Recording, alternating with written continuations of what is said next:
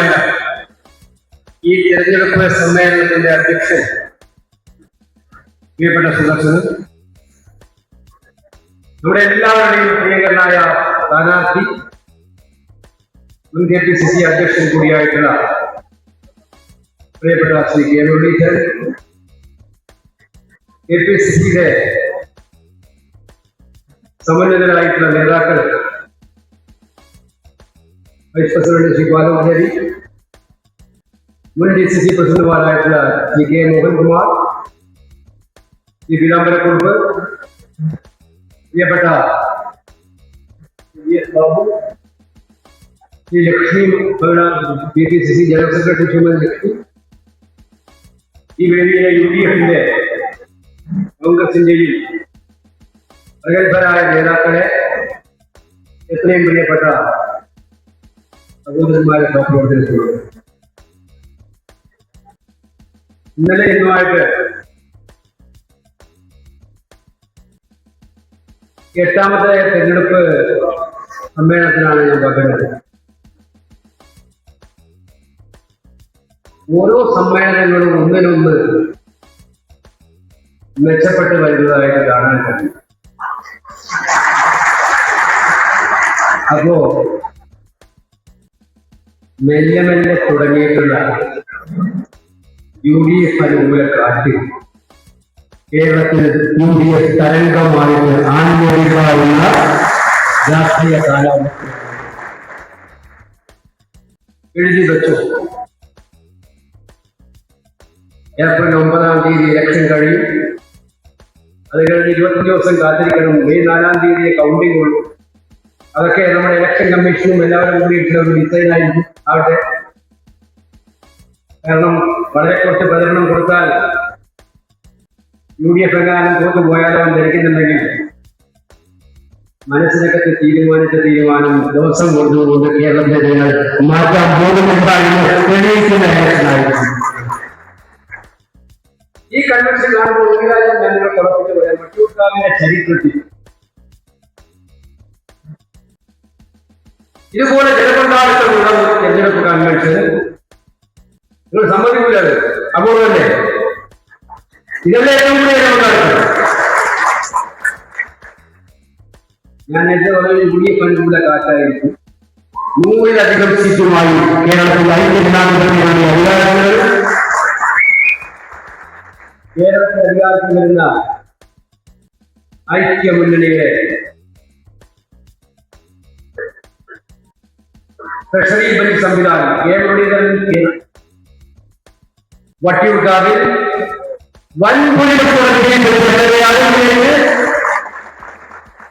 ഒരു വ്യത്യാസമില്ല. അദ്ദേഹം മുൻപ് ജയിച്ചപ്പോഴും കേരളം UDFന്റെ കയ്യിലായിരുന്നു. ചെറിയ ഭൂരിപക്ഷം ഉണ്ടായിരുന്നു. ഇപ്രാവശ്യം അദ്ദേഹം വിജയിച്ചു വരുമ്പോൾ ഞാൻ നേരത്തെ പറഞ്ഞു, വൻ ഭൂരിപക്ഷമുള്ള UDFന്റെ ട്രഷറി ബെഞ്ചിലേക്ക് ആ ട്രഷറി ബെഞ്ചിൽ നയിക്കുന്നവരുടെ ഒരാളായിട്ട് ഉണ്ടാവും എന്നുള്ള കാര്യത്തിൽ സംശയമുണ്ട്. കേവലം ഒരു MLA ആയിരിക്കില്ല വട്ടിയൂർക്കാവ് തിരഞ്ഞെടുക്കാൻ വേണ്ടി പോകുന്നത്.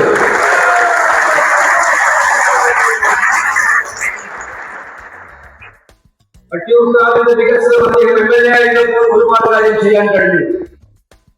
ഇനിയുള്ള 5 വർഷക്കാലം ഈ നാടിന്റെ വികസന പ്രവർത്തനങ്ങളായാലും ഈ നാടിന്റെ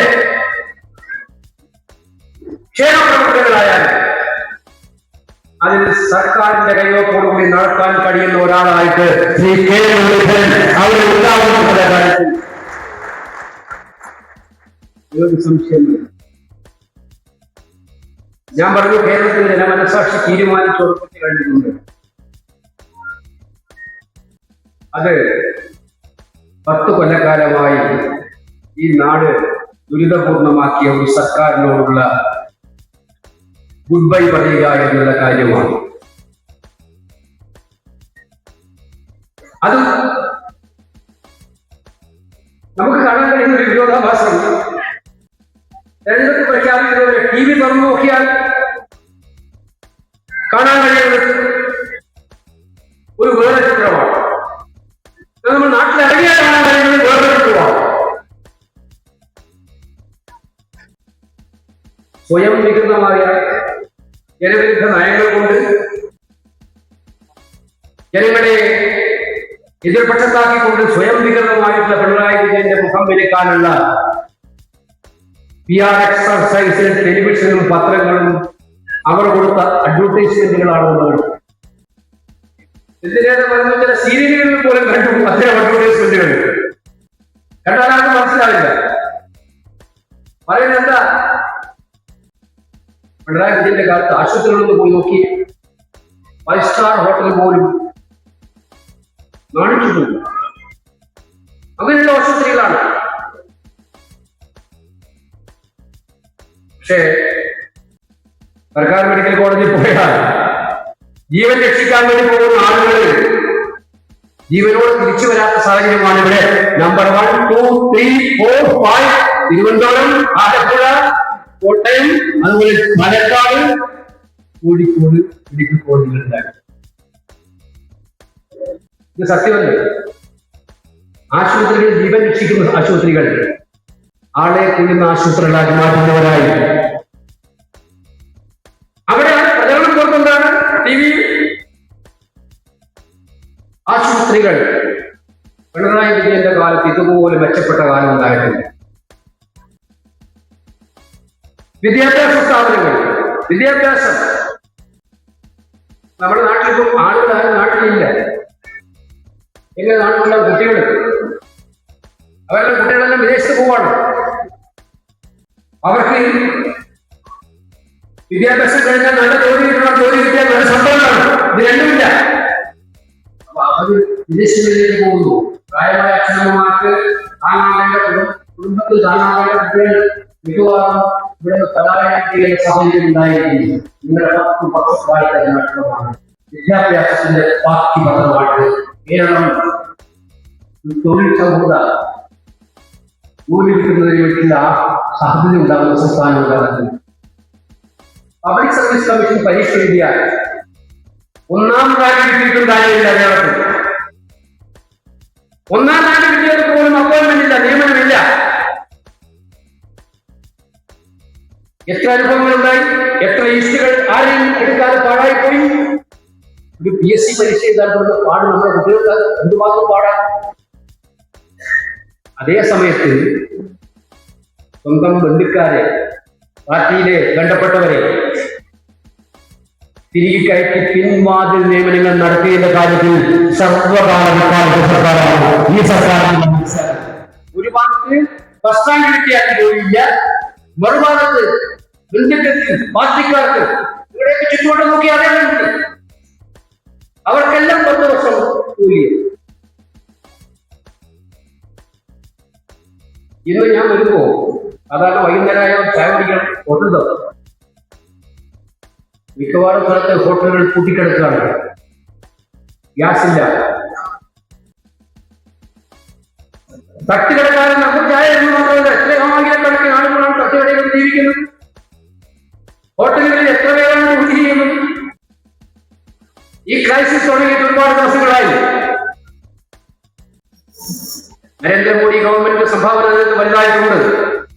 ഇന്ത്യ ഗവൺമെന്റ് വിദേശ നയത്തിന്റെ ഭാഗമായിട്ടാണ് ഈ ക്രൈസിസ് ഈ മൂത്ത രൂപത്തിൽ വന്നു ചേർന്നിരിക്കുന്നത്. പാർലമെന്റിനകത്ത് കഴിഞ്ഞ ഒരു 2 ആഴ്ചക്കാലം കോൺഗ്രസ് പാർട്ടിയും രാഹുൽ ഗാന്ധിയും അതിശക്തമായിട്ട് അവരുടെ നയങ്ങളെ തുറന്നു കാണിച്ചുകൊണ്ട് നിങ്ങൾ മാത്രമെന്ന് പോരാടിക്കൊണ്ടിരിക്കുകയാണ്. ഈ അപകടം വരും അദ്ദേഹം പറഞ്ഞു. കടകൾ അടച്ചടക്കുകയാണ്, ഹോട്ടലുകൾ അടച്ചിരിക്കുകയാണ്. ഈ നാട്ടിൽ വലിയ ക്രൈസിസ് ഉണ്ടാകാൻ പോകണം, നടപടി വേണം. BJPയുടെ ഭാഗത്തും കേന്ദ്ര ഗവൺമെന്റിന്റെ ഭാഗത്ത് നടപടി ഉണ്ടായിരുന്നു. കേരളം നടപടിയെടുത്തു. ഇവിടെ സിവിൽ സപ്ലൈസ് കോർപ്പറേഷനും അതുപോലുള്ള സ്ഥാപനങ്ങളും ഒരുപാട് മാതൃക കാട്ടിയ സ്ഥാപനങ്ങൾ ഇത്തരം ക്രൈസിസ് വരുമ്പോൾ ആ ക്രൈസിസിനെ അതിജീവിക്കാൻ കരിഞ്ചന്തയിൽ ഗ്യാസ് കിട്ടും. നിങ്ങൾക്ക് ഓർമ്മയുണ്ടാവും, UPA ഭരിക്കുമ്പോൾ 400 ചില്ലാൻ രൂപയായിരുന്നു ഒരു സിലിണ്ടറിന് വില. ഇപ്പൊ 60 രൂപ ഏറ്റവും കൂട്ടിയിട്ട് 900 രൂപ കൊടുക്കേണ്ട അവസ്ഥയാണ് എല്ലാവരുള്ളത്. അത് കൊമേഴ്സ്യൽ സിലിണ്ടറിനാണല്ലോ 2000 രൂപ വരെയുണ്ട്. കരിഞ്ചന്തയിലാണെങ്കിൽ 6000 രൂപ കൊടുക്കും. ചില എന്നോട് പറയല്ല, 6000 രൂപ കൊടുത്താണ് കരിഞ്ചന്തയിൽ സിലിണ്ടർ വാങ്ങിക്കേണ്ട അവസ്ഥ വന്നിരിക്കുന്നത്. അങ്ങനെയാണ് ക്ഷാമകാലത്ത് പൂർത്തിവെക്കുവാൻ കയ്യിൽ നിന്നെല്ലാം ലാഭം എടുക്കാൻ ശ്രമിക്കും. അത് തടയേണ്ട സർക്കാരിന്റെ ഉത്തരവാദിത്തമല്ലേ? ഈ സർക്കാർ എന്ത് ചെയ്തു? നോക്കിയിരിക്കുകയായിരുന്നു. അങ്ങനെയാണ് പിണറായി സർക്കാരിന്റെ മുഖമുദ്ര. ജനകീയ പ്രശ്നങ്ങളിലും ജനങ്ങളുടെ പ്രയാസങ്ങളിലും ഇടപെടുന്ന സർക്കാർ അല്ല ഈ സർക്കാർ, പാവപ്പെട്ടവരുടെ സർക്കാർ അല്ല ഈ സർക്കാർ എന്ന് പല കാലത്തും തെളിയിച്ചിട്ടുള്ളതാണ്. ഇവിടെ നമുക്കറിയാമല്ലോ, സർക്കാർ ജീവനക്കാരൻ എത്ര പ്രാവശ്യം കഴിഞ്ഞിട്ടാണ് അവർക്കൊന്ന് DA കിട്ടിയത്. നിങ്ങൾക്ക് DA കിട്ടിയത് ഉത്തരവാദിത്വം സർക്കാരിനല്ല, തെരഞ്ഞെടുപ്പ് പ്രഖ്യാപിക്കുമ്പോഴുള്ള സാഹചര്യത്തിലാണ് ഇത് മനസ്സിലാക്കുന്നത്. ഇലക്ഷൻ പ്രഖ്യാപിക്കുമ്പോൾ ഇപ്പോഴും DA കിട്ടുമോ? ശമ്പള പരിഷ്കരണം നടപ്പിലാക്കിയോ? ശമ്പള പരിഷ്കരണത്തിന് കമ്മിറ്റി വെച്ചിട്ടുണ്ട്. എപ്പോഴാ വെച്ചത്? ഇലക്ഷൻ പ്രഖ്യാപിക്കുന്നതിന് ഒരു 4 ദിവസം മുമ്പ്. ആ കമ്മീഷൻ റിപ്പോർട്ട് കൊടുക്കുന്നത് എപ്പോഴായിരിക്കും? അടുത്ത ഗവൺമെന്റ് കാലം. അവരാണ് നടപ്പിലാക്കുന്നത്. DA ഇത് കൊടുക്കാൻ നോക്കുമ്പോൾ ആരായിട്ട് കൊടുക്കേണ്ടത്? അടുത്ത ഗവൺമെന്റ്. 10 കൊല്ലം ഭരിച്ചിട്ടും സർക്കാർ ജീവനക്കാരെ ഓർമ്മിക്കാത്ത സർക്കാർ ഇപ്പൊ ജനം എഴുതി തള്ളും. അവർ ചവറ്റുകുടിയിലേക്ക് എറിയുമെന്ന് തോന്നിയപ്പോൾ അടുത്ത ഗവൺമെന്റിന്റെ ബാധ്യതയായിട്ട് നിങ്ങൾ പ്രഖ്യാപിച്ച ആനുകൂല്യങ്ങൾ ആർക്കും മനസ്സിലാവുന്നു. കഴിഞ്ഞ 10 കൊല്ലക്കാരൻ സർക്കാർ ജീവനക്കാരനെ ശത്രുപക്ഷത്ത് നിർത്തിയ സർക്കാർ സ്വന്തം യൂണിയൻകാർക്ക് പോലും സന്തോഷമുണ്ടാവും. പറയട്ടെ, യൂണിയൻകാർ മനസ്സ് തുറന്ന് പറയട്ടെ. സെക്രട്ടേറിയറ്റ് യൂണിയൻകാർ പറയട്ടെ, ഇല്ല. അപ്പൊ ജനങ്ങളെ സംബന്ധിച്ചിടത്തോളം മാത്രമല്ല, കൃഷിക്കാരെ, യുവാക്കളെ, വിദ്യാർത്ഥികളെ, വനിതകളെ എല്ലാം വന്നത് സർക്കാരാണ് ഈ സർക്കാർ എന്നുള്ളത് യാതൊരു സംശയവുമില്ല.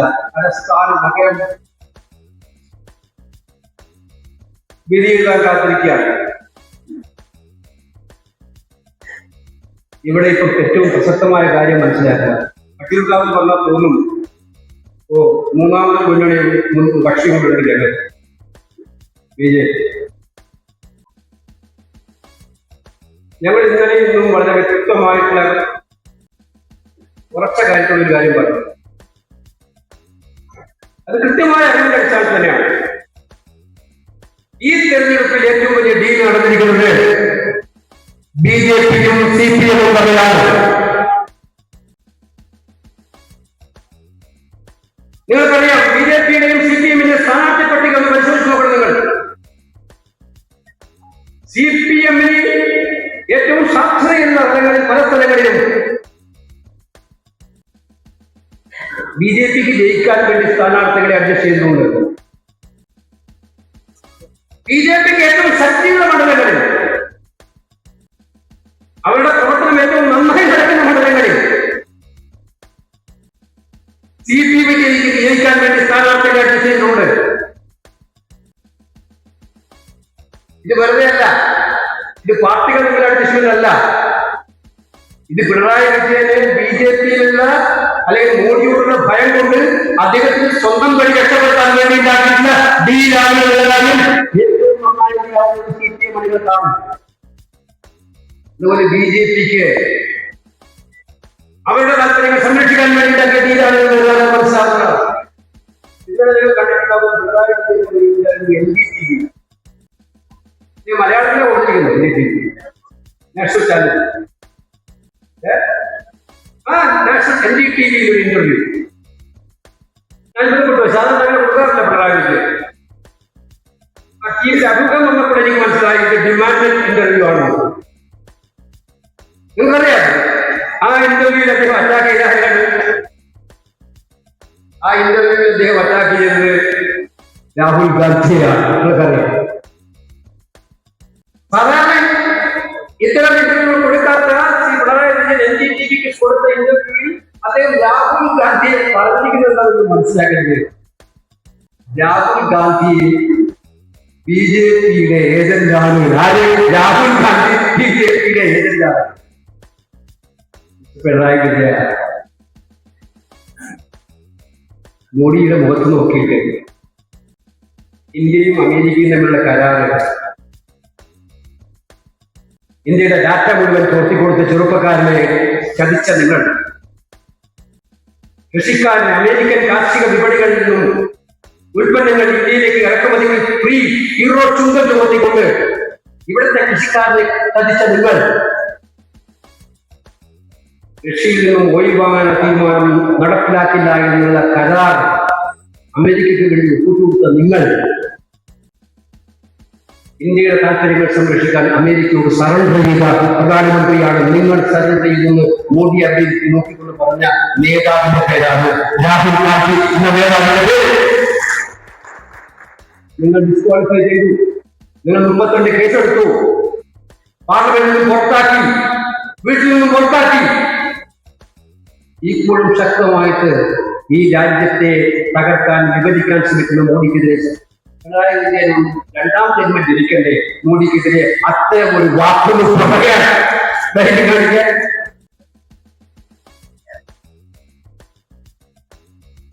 പിണറായി വിജയൻ ഇപ്പൊ സംസാരിക്കുന്നത് മോഡിക്ക് വേണ്ടിയിട്ടാണ്. ആ സംസാരത്തിന്റെ ഭാഗമായിട്ടാണ് സംഘപരിവാറിനും ബി ജെ പിക്കും മോഡിക്കും താല്പര്യം വേണമെങ്കിൽ അവരൊറ്റ കണ്ടീഷനേ ഉള്ളൂ,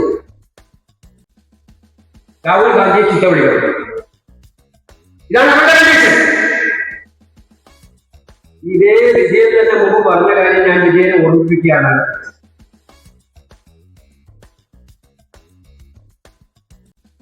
നാക്ക് വാടക എടുത്തിട്ട് സംസാരിക്കുന്നത്. അപ്പൊ ബി ജെ പിക്ക് വേണ്ടി സ്വന്തം നാക്ക് വാടക കൊടുക്കുന്ന ആളായിട്ട് കേരളത്തിന്റെ മുഖ്യമന്ത്രി പിണറായി വിജയൻ നാളെഴുതി എന്നാണ് എനിക്ക് അഭ്യർത്ഥിക്കുന്നത്.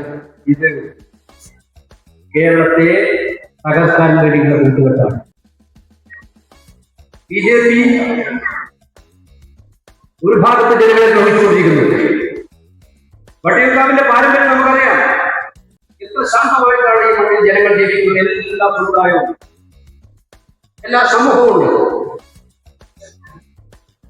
ആരാധനാലയങ്ങൾ എത്ര സുന്ദരമായിട്ടാണ് ഇവിടെ നടക്കുന്നത്. ഞാൻ കഴിഞ്ഞ ദിവസം പാർലമെന്റ് പ്രസംഗിക്കുകയുണ്ടായി.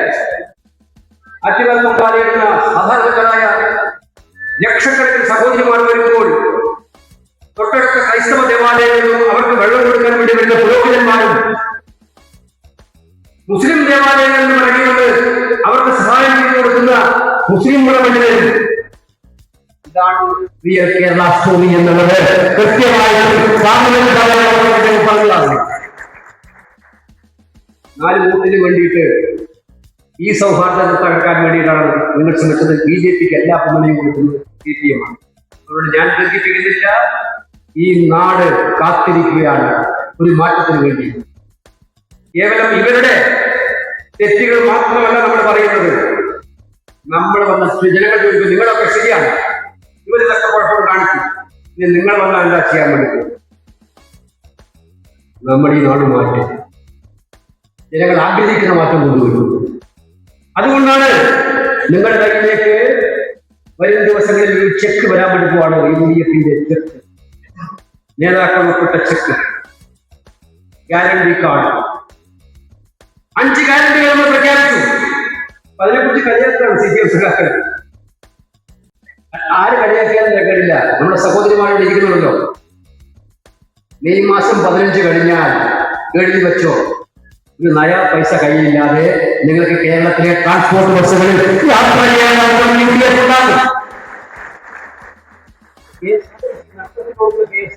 തീർക്കാൻ വേണ്ടിയിട്ടാണെന്നാണ് പറയുന്നത്. ഞങ്ങൾ വെറുതെ പറഞ്ഞത് ഞങ്ങൾ കർണാടകത്തിൽ നടപ്പിലാക്കി, തെലങ്കാനയിൽ നടപ്പിലാക്കി. ഇത് KSRTC നഷ്ടമുണ്ടാക്കാൻ വേണ്ടിയിട്ടല്ല. എന്ത് ചോദ്യം? മുഖ്യമന്ത്രിയുടെ മുഖമൊന്നും എനിക്ക് കാണിക്കാൻ, കള്ളപ്രചരണങ്ങൾ സത്യമാണെന്ന് ധരിപ്പിക്കാൻ വേണ്ടി നടത്തുന്ന കള്ളപ്രചരണങ്ങൾക്ക് വേണ്ടിയിട്ട് എത്ര കോടിയാണ്, എത്ര കണക്കിന് കോടിയാണ് നിങ്ങൾ പൊതുജനങ്ങൾക്ക് ചെലവാക്കുന്നത്? ഇല്ലാത്ത പണം സർക്കാർ ഖജനാവിൽ എടുക്കുന്നത് പരസ്യത്തിന് വേണ്ടി പൈസ കൊടുക്കാൻ നോക്കുന്നു. പാവപ്പെട്ട സ്ത്രീകൾക്ക് സൗജന്യ ബസ് യാത്ര കൊടുത്താൽ KSRTC മുറിഞ്ഞു പോകുമെന്നാണ് പറയുന്നത്. KSRTC മുടിയില്ല. KSRTCക്ക് ആ യാത്രയുടെ പൈസ സർക്കാർ കൊടുക്കുന്ന പദ്ധതിയായിരിക്കും. ഫലത്തിൽ KSRTC ശക്തിപ്പെടാൻ പോവാണ്. സഹോദരിമാരെ KSRTC യാത്ര ചെയ്യും. അവർക്ക് വരുമാനം വർദ്ധിക്കാനല്ല അങ്ങോട്ട് പോകുന്നത്. അതുപോലെ തന്നെയാണ് പെൻഷൻ. 2500 പെൻഷൻ 5 കൊല്ലം മുമ്പ് പറഞ്ഞാൽ എത്രയൊക്കെ പെൻഷൻ കിട്ടുന്നത് 2000 രൂപ. അതും 2 മാസം 2000 രൂപ. അതിനു മുമ്പ് 1600 ആയിരുന്നു. UDF വന്നാൽ ജൂൺ മാസം മുതൽ ക്ഷേമ പെൻഷൻ 3000 രൂപയാക്കുന്ന കാര്യം ഞാൻ ഉറപ്പുവരുത്താം. അതുപോലെ തന്നെയാണ് സ്റ്റാർട്ടപ്പ് ചെറുപ്പക്കാരായ ആളുകൾക്ക് വ്യവസായം തുടങ്ങാൻ നമ്മുടെ കുട്ടികൾ വന്നാൽ 5 ലക്ഷം രൂപ ഇൻഡസ്ട്രി ലോൺ കൊടുക്കാൻ തീരുമാനമുണ്ട്. അവരെ സ്വയം ശക്തരാക്കണം, അവരെ സഹായിക്കണം. അവർ 2-3 പേർക്ക് ജോലി കൊടുക്കുന്ന സ്വയം തൊഴിൽ സംരംഭങ്ങൾ കൊണ്ടുവരണം. ആയിരക്കണക്കിന് സംരംഭങ്ങൾ കേരളത്തിൽ ഉണ്ടാക്കാൻ കൊണ്ടുപോകണം. 1000 രൂപ നമ്മുടെ സഹോദരിമാർക്ക്, പെൺകുട്ടികൾക്ക്, കോളേജിൽ പോകുന്ന പെൺകുട്ടികൾക്ക് അവർക്ക് ഉച്ചഭക്ഷണം കഴിക്കാൻ അല്ലെങ്കിൽ ഹോസ്റ്റൽ ഫീസ് കൊടുക്കാൻ അവർക്ക് പോക്കറ്റ് മണിയായ 1000 രൂപ വീതം നമ്മുടെ പാവപ്പെട്ട കുടുംബങ്ങളിൽ നിന്ന് പെൺകുട്ടികൾക്ക് കൊടുക്കാൻ തീരുമാനമാണ് മറ്റൊരു തീരുമാനം. ഏറ്റവും പ്രധാനമായ തീരുമാനം. ഇപ്പൊ ക്യാൻസർ വന്നാൽ, നമ്മുടെ ആശുപത്രിയുടെ കാര്യം പറഞ്ഞു, ക്യാൻസർ വന്നാൽ, ഹാർട്ട് സർജറിക്ക് പ്രശ്നം ഉണ്ടായാൽ, ലിവർ ട്രാൻസ്പ്ലാന്റേഷൻ വേണ്ടി വന്നാൽ, അങ്ങനെ മാരകമായ അസുഖങ്ങൾ വന്ന് ആശുപത്രികളിൽ കിടന്ന് സർജറിക്ക് വേണ്ടി വന്നാൽ 25 ലക്ഷം 30 ലക്ഷം രൂപ സാധാരണക്കാരൻ സ്വപ്നം പോലും കാണാൻ കഴിയില്ല. സർക്കാർ ആശുപത്രിയിൽ സൗകര്യമില്ല, തീയതിയില്ല, ഡേറ്റില്ല. നേരെ സ്വകാര്യ ആശുപത്രിയിൽ കൂടുതലാണ് പാവപ്പെട്ടവർ. അതൊക്കെ രക്ഷയില്ല. അവസാനം കടം വാങ്ങിക്കും, അതിനും കഴിയില്ല. ഡെഡ് ബോഡി പോലും തിരിച്ചു കിട്ടാതെ ആശുപത്രിക്കാരുടെ മല്ലടിക്കുന്ന ചിത്രമാണ് കേരളത്തിലെ ഏറ്റവും ബീഭത്സമായ ചിത്രം. നമുക്ക് എല്ലാവർക്കും ഇതിന്റെ അർത്ഥമെന്താണ്? നമ്മുടെ നേതാവ്, പാവപ്പെട്ടവരോട് കരുണ കാണിച്ച നേതാവ്, നമ്മുടെ മുഖ്യമന്ത്രിയായിരുന്ന ഉമ്മൻചാണ്ടിയുടെ കീഴിലുള്ള ഇൻഷുറൻസ് 25 ലക്ഷം രൂപ വരെ ചികിത്സാ സഹായം ഉജ്ജ്വലമായ സ്കീം. ഇത് വെറും വീഴ്വാക്കല്ല. ഇതെല്ലാം ഗ്യാരണ്ടികളായി കാർഡായി നിങ്ങളുടെ കൈകളിലേക്ക് വരും. നിങ്ങൾ വീടുകളിൽ വെച്ച് ജനങ്ങളോട് പറയുക, ഇതാണ് UDF നൽകാൻ വേണ്ടി പോകുന്നത്. ഇത് മാത്രമല്ല, മാനിഫെസ്റ്റോയിൽ എല്ലാ തലത്തിലുമുള്ള ആളുകളുടെ പ്രയാസങ്ങൾ പരിഹരിക്കാൻ വേണ്ടിയുള്ള ബൃഹത്തായ മാനിഫെസ്റ്റോമായി വരുന്നുണ്ട്. അതുകൊണ്ട് പ്രിയപ്പെട്ടവരെ, വട്ടിയൂർക്കാവിൽ ഈ പ്രാവശ്യം കാണുന്ന ഈ വലിയ മാറ്റം, കേരളത്തിൽ കാണുന്ന വലിയ മാറ്റം, ആ മാറ്റം ഉൾക്കൊണ്ടുകൊണ്ട് മുന്നോട്ട് പോകുന്ന സർക്കാരിലേക്ക് നമുക്ക് പോകാം. വട്ടിയൂർക്കാവ് നമ്മൾ ജയിക്കും, കേരളം നമ്മൾ ഭരിക്കും. മുരളീധരൻ ആ ഭരണത്തിന്റെ ഭാഗമായി കേരളത്തിൽ ഉണ്ടാകും. അതിന് നിങ്ങളെല്ലാവരും